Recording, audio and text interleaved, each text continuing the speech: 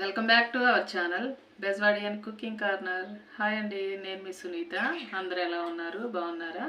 ఈరోజు మన వీడియోలో వంకాయ పచ్చి బఠానీ కర్రీని ప్రిపేర్ చేస్తున్నానండి. మా ఇంట్లో నేను రొటీన్గా ఎలా ప్రిపేర్ చేసుకుంటానో ఆ విధానాన్ని మీకు చూపిస్తాను. ఫస్ట్ టైం మా వీడియోస్ ఎవరైనా కొత్తగా చూస్తున్నట్లయితే కనుక లైక్ చేసి సపోర్ట్ చేయండి. దీనికోసం ముందుగా స్టవ్ ఆన్ చేసుకొని కళాయి పెట్టుకోవాలి. నేను ఈ కర్రీని 1/2 kg వంకాయలతో ప్రిపేర్ చేస్తున్నానండి. దీనికి తగినంత ఆయిల్ వేసుకోవాలి. కళాయి వేడైంది. ఒక 4 స్పూన్ల వరకు ఆయిల్ వేసుకుంటున్నాను. ఆయిల్ ఎక్కువ పట్టదండి కర్రీకి. ఇప్పుడు ఇందులో స్పూను పచ్చెనగపప్పు వేసుకుంటున్నాను. 1 స్పూను మినపప్పు అండి, 1 స్పూను ఆవాలు, 1 అర స్పూను జీలకర్రను వేసుకుంటున్నాను. ఈ ఆవాలు మంచిగా ఫ్రై అవ్వాలండి, లేకపోతే చేదుగా ఉంటాయి అన్నమాట. చిటపటమని సౌండ్ వస్తుంది కదా, అప్పుడు ఫ్రై అయిపోయినట్లు అండి. అవి ఫ్రై అయిపోయినాయి. ఇప్పుడు ముందుగానే నేను 3 పచ్చిమిర్చి, 2 ఆనియన్స్ చిన్న ముక్కలుగా కట్ చేసుకొని పెట్టుకున్నాను. వీటిని వేసేసుకుందాం. ఫ్రెండ్గా ఫ్రై అయిన ఆనియన్స్ అలా ఉంటే సరిపోతుంది. 1 రెమ్మ కరివేపాకు. ముందుగానే కట్ చేసి పెట్టుకున్నాను 1/2 kg వంకాయలు. కట్ చేసుకొని ఉప్పు నీళ్ళల్లో వేసుకొని ఇలా పెట్టుకున్నానండి. ఈ ముక్కలను వేసేసుకున్నాం.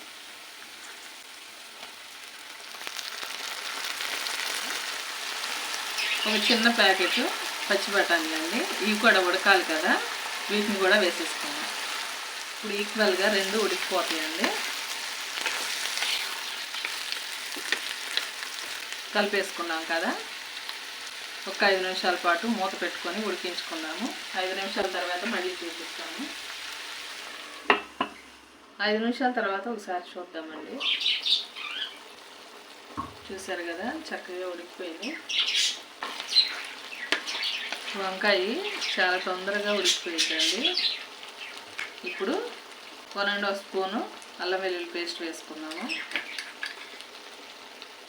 ఇందులో మసాలా ఈ అల్లం వెల్లుల్లి పేస్టేనండి, వేరే మసాలాలు ఏమి యాడ్ చేయను అన్నమాట. ఒకసారి ఇలా కలిపేసుకొని ఇందులో 1 అర స్పూన్ పసుపు వేసుకున్నాము. కర్రీకి సరిపడినంత సాల్ట్ కూడా వేసుకున్నాము. ఉప్పు చూసుకొని వేసుకోండి, మీ టేస్ట్కి తగినట్లుగా. ఒకసారి కలిపేసుకున్నాం. ఈ కర్రీ ఈగురు కర్రీ లాగా ఉంటుందండి, బాగుంటుంది. మాకు చాలా ఇష్టం అన్నమాట. నాకు ఈ వంకాయ పచ్చి బఠానీ కర్రీ అంటే నాకైతే చాలా ఇష్టం అండి, నా ఫేవరెట్ కర్రీ.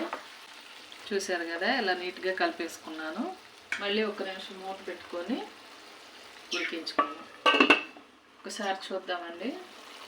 చూసారు కదా, మంచిగా ఉడికింది. బఠానీ కూడా ఉడికిపోయిందండి. కర్రీకి సరిపడినంత కారం వేసుకున్నామండి. 1 స్పూన్ వేసాను. చాలా సింపుల్ ప్రాసెస్ అండి, అలాగే టేస్ట్ కూడా చాలా బాగుంటుంది. ఎవరైనా చేసేయచ్చు ఈజీగా. వాటర్ కూడా ఇందులో యాడ్ చేయాల్సిన అవసరం లేదు. చక్కగా ఇలాగా ఇగురులాగా బాగుంటుంది. 1 నిమిషం పాటు మూత పెట్టుకొని ఈ కారం అంతా ఫ్లేవర్ పట్టేటట్లుగా కొద్దిసేపు ఉంచుకుందాము. 1 నిమిషం తర్వాత చూద్దామండి. చూసారు కదా, ఆయిల్ చక్కగా సపరేట్ అయిపోయిందనమాట. కర్రీ ప్రిపేర్ అయిపోయింది. ఇప్పుడు ఇందులోకి కొత్తిమీర సన్నగా తరిగి వేసుకోండి. మా ఇంట్లో అయితే అయిపోయిందండి కొత్తిమీర, అందువల్ల నేను వేయట్లేదు. కొత్తిమీర కూడా వేసుకోవాలి కంపల్సరీ, బాగుంటుంది. ఇంతేనండి, సింపుల్ ప్రాసెస్. మా ఇంట్లో నేను ఎలా ప్రిపేర్ చేసుకుంటానండి. టేస్ట్ అయితే చాలా చాలా బాగుంటుంది. సరేనా, ఇంతేనండి, అయిపోయింది. స్టవ్ ఆఫ్ చేసుకుందాం. మా ఇంట్లో నేను ఎలా ప్రిపేర్ చేస్తానో ఆ ప్రాసెస్ మీకు చూపించాను కదండి. చూసారు కదా ఎంత బాగుందో, ఆయిలీగా. చాలా బాగుంటుందండి టేస్ట్, మాకు చాలా ఇష్టం. నచ్చిందా అండి? నచ్చినట్లయితే తప్పకుండా మీరు కూడా మీ ఇంట్లో ప్రిపేర్ చేసుకొని ఎంజాయ్ చేయండి. ఈ రోజుకి ఇంతేనండి రెసిపీ. మరో మంచి రెసిపీతో మళ్ళీ మేము ముందుకు వస్తాను. మా వీడియోస్ మీకు నచ్చినట్లయితే ప్లీజ్ లైక్ చేసి సపోర్ట్ చేయండి. థ్యాంక్ యూ అండి.